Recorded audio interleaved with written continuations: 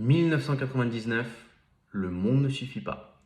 Alors si je vous dis Goldfinger, L'espion qui m'aimait, Skyfall, est-ce que vous savez le lien entre ces trois films? Et bien généralement c'est le troisième film de chaque acteur qui a joué James Bond.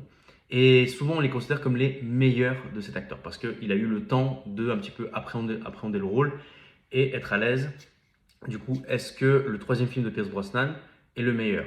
Eh bien on va voir ça ensemble. James Bond est envoyé pour faire un transfert d'argent qui a servi pour un kidnapping. Sauf que malheureusement, tout ne passe pas comme prévu. La personne le milliardaire qui était propriétaire de l'argent est décédé par une attaque terroriste. Du coup, James Bond va aller protéger sa fille qui a été victime d'un kidnapping auparavant. Il va un petit peu rentrer dans une enquête, voir ce qui se passe et démanteler une vaste machination. Le film est hyper bien rythmé. Vous avez des grands enjeux. Ça voyage dans tous les coins, ça va faire du ski à la montagne, ça va faire un truc dans le pipeline, ça va faire une course-poursuite dans un pipeline pour le pétrole. Vous avez l'une des plus belles BMW qui a jamais été faite, la Z8.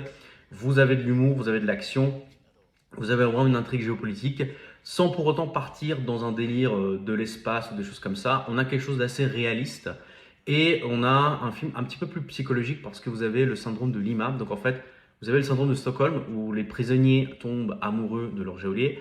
Et le syndrome de Lima, c'est l'inverse où vous avez le geôlier qui tombe amoureux de sa prisonnière. En fait, on va voir tout ça ensemble. Vous avez un Robert Carlyle qui joue Renard, qui est vraiment en mode j'ai pas de limite, je fais ce que je veux. Vous avez une Sophie Marceau qui est vraiment bien. À l'époque, elle avait une carrière internationale, elle venait de faire Braveheart.